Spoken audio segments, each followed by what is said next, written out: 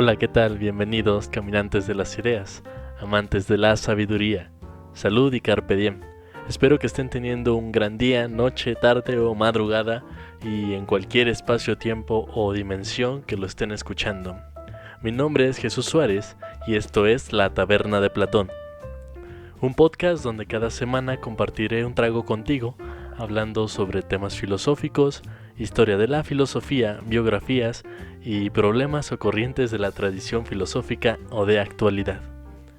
Este es el primer episodio de este podcast y espero que tenga buena respuesta de su parte y podamos generar un espacio para intercambiar ideas, lecturas, preguntas, posibles respuestas y, ¿por qué no?, quizá alguna que otra frustración, que siempre es bueno poder desahogarse y ser escuchado o leído. Esto no es ni será un programa solo para expertos en filosofía, muy lejos está de eso. Lo que quiero hacer aquí es compartir ideas y nociones generales de la filosofía para acercar este mundo a todos ustedes. Claro, si es que no tienen mucho conocimiento de ello, y si lo tienen, invitaría a que podamos construir una red de comunicación para apoyarnos en el desarrollo del pensamiento. Por ello, en esta ocasión, y porque la finalidad de hacer esto, como ya lo vengo sugiriendo, es para aportar a la difusión de la filosofía, empezaré tratando una cuestión de suma importancia, por lo menos para empezar a tener una idea de dónde estamos parados. Esta cuestión es, ¿qué es la filosofía? Si bien es una pregunta que ya ha sido respondida por muchos filósofos a lo largo de la historia, también hay que decir que esas múltiples respuestas han tenido que ver con el contexto histórico de cada uno de esos personajes, y por ende la importancia de tratar de definirla ahora y de presentar esta cuestión. Quizá, como ya se ha hecho antes, ahora toca a esta generación definir qué es la filosofía para nosotros y cuál es el valor que le damos, y si es que todavía sigue significando y aportando algo a nuestra época. Lo cual de hecho ha sido una discusión ardua en algunos países últimamente, en tanto que se ha cuestionado su valía dentro de los sistemas de educación y los proyectos de progreso y desarrollo cultural actual. Pero lo que es cierto también es que la posibilidad de cuestionarnos su valía actualmente ha sido gracias a la filosofía misma. La imagen del Uroboros, esa serpiente que se come su cola, es el mismo pensamiento humano redefiniéndose una y otra vez. Pero antes de entrar a tratar de definir este concepto, hay que ver qué han dicho antes otras personas. Por ello, he aquí algunas de las definiciones de filósofos importantes en la historia. Friedrich Nietzsche nos dice: la filosofía se concibe como la forma más general de la historia, como tentativa de describir de alguna manera el devenir y sintetizarlo en signos. Aristóteles: todo lo que sobre este punto nos proponemos decir ahora es que la ciencia que se llama filosofía es, según la idea que generalmente se tiene de ella, el estudio de las primeras causas y de los principios. La filosofía es la ciencia del ser en tanto que ser. Boecio, un filósofo grecolatino del cual después también hablaremos, nos dice: la filosofía es el alimento espiritual de toda la humanidad y la que nos protege de todo. Es la capacidad que tiene la humanidad por naturaleza para alumbrar el pensamiento. George Friedrich Hegel, filósofo alemán del siglo XIX, la filosofía puede definirse ante todo de una manera general, diciendo que es la investigación de las cosas por el pensamiento, ciencia de la idea que se piensa a sí misma. Ludwig Wittgenstein, un filósofo británico del siglo XX, nos dice: la filosofía pretende la clarificación lógica de las ideas y es un combate contra el hechizamiento de nuestra inteligencia por medio del lenguaje, en tanto que es el medio eficaz para lograr una óptima comunicación. Y para finalizar, Edmund Husserl, filósofo del siglo XX y padre de la fenomenología, nos dice: la filosofía es, por esencia, la ciencia de los verdaderos principios, de los orígenes, de las raíces de todas las cosas. Esto por mencionar algunas definiciones, y en las cuales también podemos darnos cuenta de una incesante búsqueda por el conocimiento, pero al mismo tiempo, cada uno con pretensiones que separan una definición de otra, porque el diálogo y la necesidad de preguntarnos y definir la filosofía sigue hasta nuestros días. Y para entrar de lleno al cuestionamiento propuesto, hay que tratar de abrir primero la puerta antes de querer entrar por la ventana. Etimológicamente hablando, la raíz de la palabra filosofía está sembrada en dos fértiles campos. Uno es el concepto philos, que se traduce como amor, amistad o inclinación hacia algo, y Sofía, que era la diosa griega de la sabiduría y que después se convierte en tanto concepto en la sabiduría misma o el conocimiento. Entonces, partiendo de este sencillo análisis etimológico de la descomposición de la palabra, encontramos que filosofía es en principio amar la sabiduría, o tener una tendencia a la búsqueda de la sabiduría, o amistarse con la sabiduría. Para este punto podríamos tener dos inquietudes muy sensatas. ¿Qué es el amor y la amistad? ¿Y qué es la sabiduría y el conocimiento? Pero haré un poco de trampa en esta ocasión y no las tomaré en cuenta por ahora. Esto por la tangente que tendríamos que tomar para tratar de responderlas y después tener que regresar a nuestra cuestión principal sobre la filosofía. Pero sin duda son dos temas muy importantes en la historia del pensamiento y tienen que tomarse muy en cuenta. Pero bueno, de entrada entonces acudamos al sentido común y partamos de las concepciones primarias que tenemos por estos dos conceptos, amar y sabiduría o conocimiento. De lo que cada uno entienda por estos conceptos, partamos para encontrar una definición, si es que es posible encontrarla. Por lo tanto, un primer acercamiento sería que la filosofía es amor por la sabiduría. Y en este sentido, es esta búsqueda por las ideas o por tratar de encontrar una verdad o algo que dé sentido y significado a todo esto que concebimos como vida y como mundo.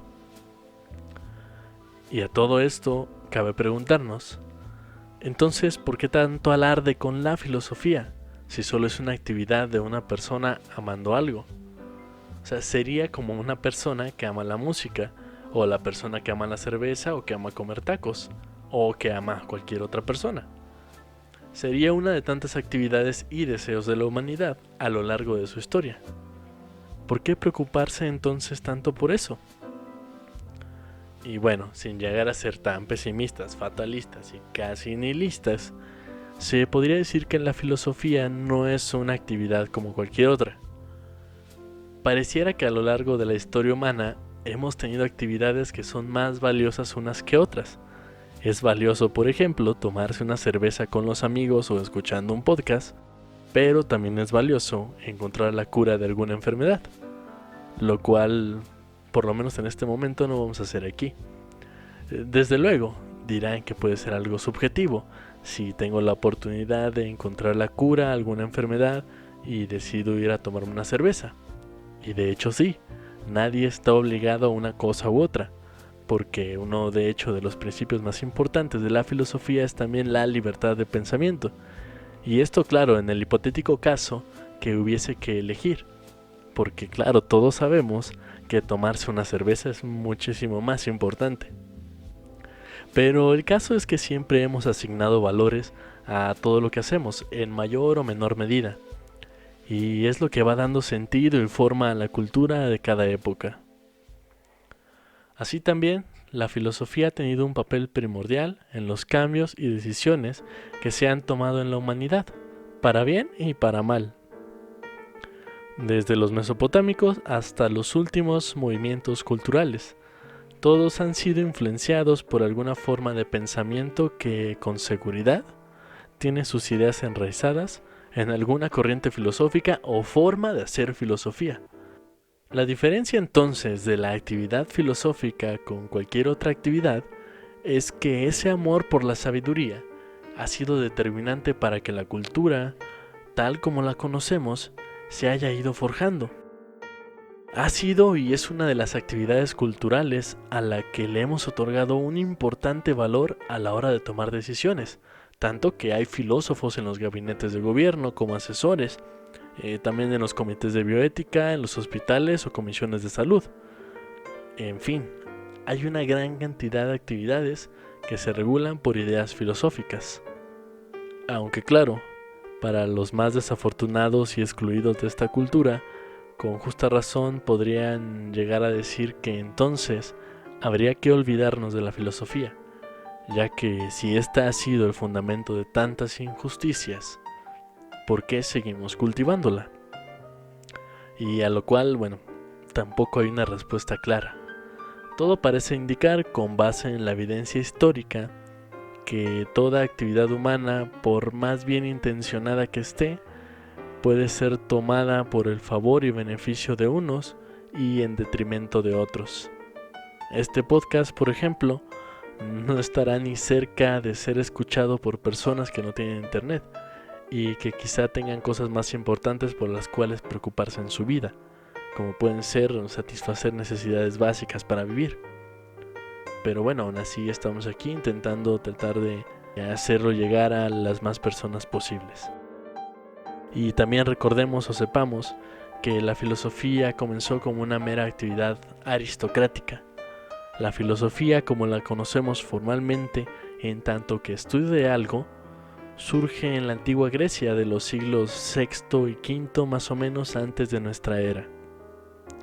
Y surge precisamente como una actividad que solo podían realizar los que tenían el tiempo para meditar y reflexionar sobre su condición, la propia aristocracia ateniense.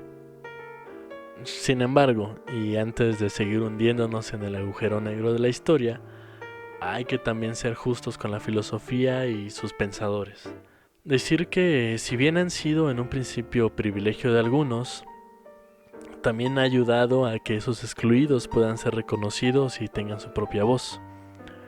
Porque quizá está claro, y si no puede ser quizá un acercamiento o una sugerencia, de que las ideas de supremacía o las ideas de superación en el pensamiento de los excluidos se pueden convertir o se han convertido en ideas revolucionarias. A final de cuentas, la filosofía puede ser un hechizo para crear quimeras y levantar muertos, o un conjuro para generar vínculos que reordenen las ramas del árbol de la vida y detonen fuertes vientos que disipen las neblinas del miedo, la culpa, la apatía y la ignorancia. La filosofía como actividad humana, entonces, tiene que estar en constante cuestionamiento a sí misma, porque de hecho esa es su labor y su función social, cuestionar. El preguntar es la actividad primordial de la filosofía. Antes que dar respuestas, ofrece preguntas. Porque, ¿cómo queremos resolver un problema si no lo hemos identificado primero? Pero esto no siempre resulta una tarea sencilla, hay que advertirlo. El filósofo y la filosofía han estado siempre en constante contradicción, paradoja y a veces ironía.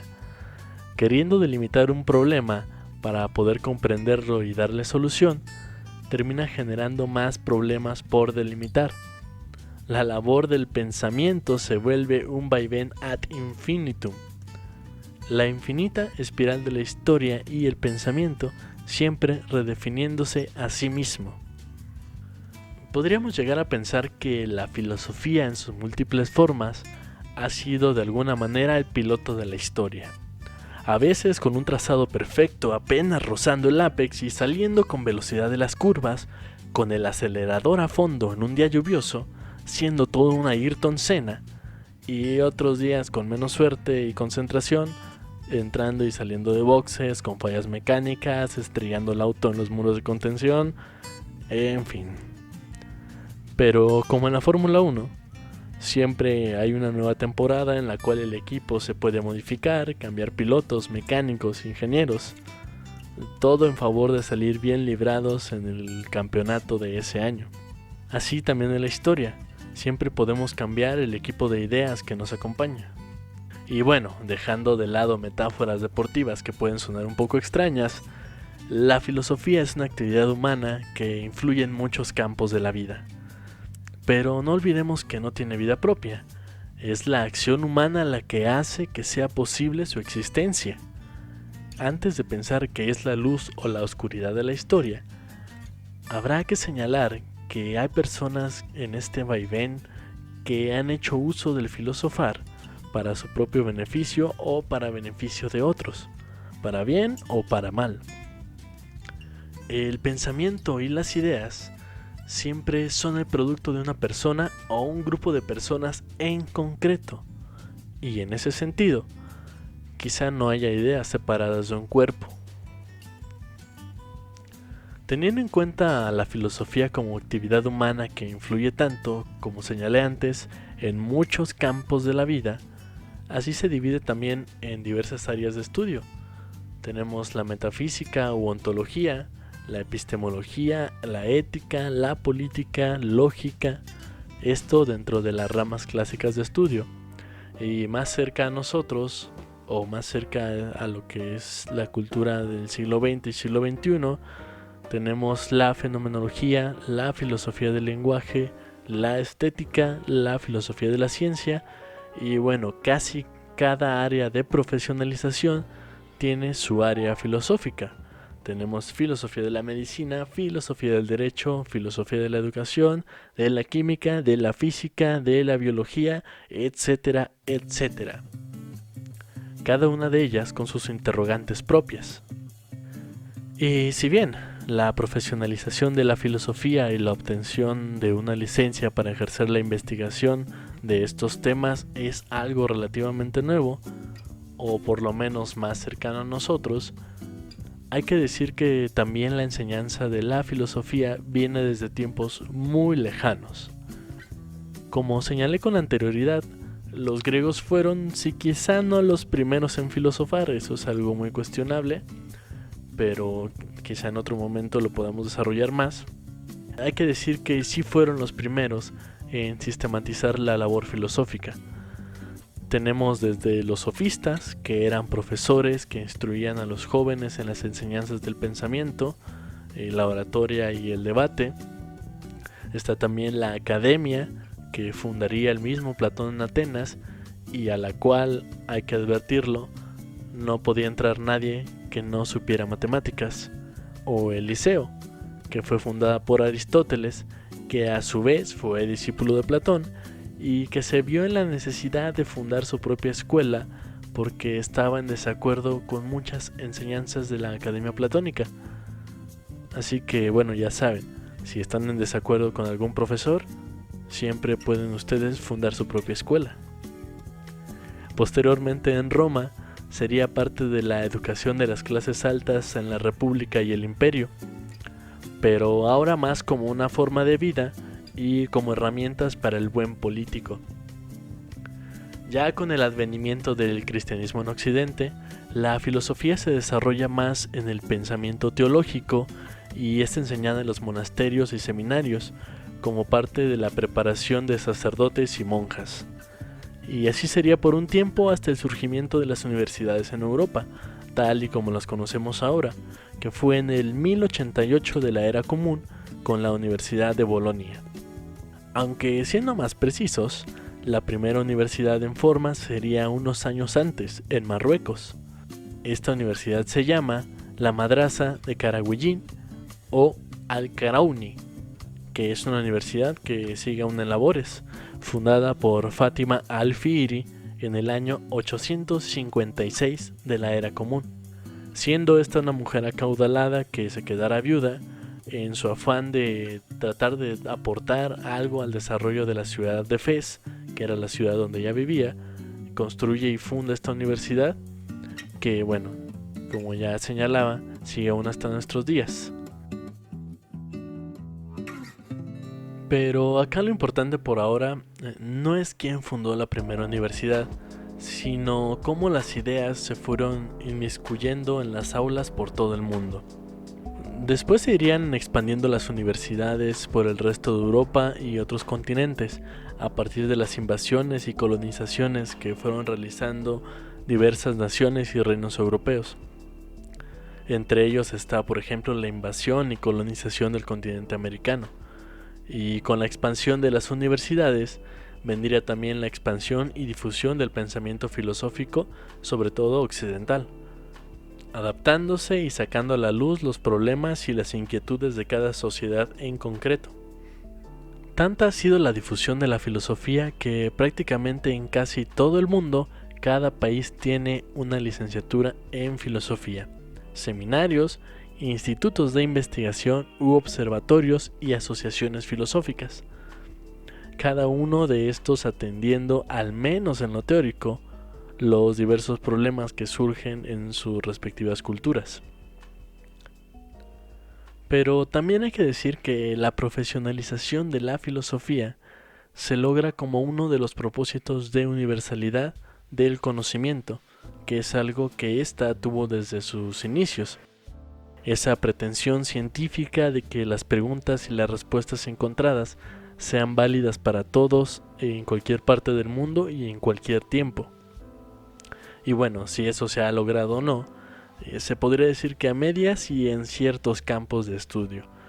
Pero esta es una discusión también para otro momento, ya que resulta un tema muy amplio y de muchas aristas, y en el cual tendríamos que tomar muchos contextos históricos, porque no es lo mismo el conocimiento que llegaron a tener en el siglo XIX, para no irnos tan lejos, que el que se llegó a tener en el siglo XX y en el que se tiene ahora. La filosofía, la ciencia misma, la física, la química han cambiado muchísimo, y entonces son diferentes perspectivas las que habría que tomar en cuenta para poder responder esto. Pero por ahora, solo basta reconocer que la academización de la filosofía ha generado la posibilidad de que cualquiera pueda acceder a estos conocimientos. Con la difusión que se hace por parte de las universidades, con profesores y grupos de estudiantes, congresos, foros de debate, publicaciones de libros, conferencias, seminarios abiertos e incluso series de televisión, como una muy buena que se llama Merlí, que es una serie catalana de hace un par de años, creo, no recuerdo bien, pero bueno, es una serie muy buena sobre un profesor de filosofía y que se la recomiendo mucho. Y bueno, también este podcast y muchos otros que hay en la red. Todas esas labores pedagógicas y comunicativas predisponen un campo fértil para el desarrollo de ideas, y que cualquiera, con un poco de curiosidad, pueda acercarse al círculo en el que más confianza o interés tenga, y adentrarse en los caminos del amor por la sabiduría. Pero también hay que decirlo, el entrar en esos caminos es un viaje sin retorno. Así que si están listos, ya a partir de este punto no hay vuelta atrás. Incluso hasta por una mera actividad lúdica o de curiosidad, se vuelve parte de la vida escudriñar el pensamiento de vez en cuando. Porque pensar es actuar, y actuar es vivir. Y a la inversa podríamos pensarlo también.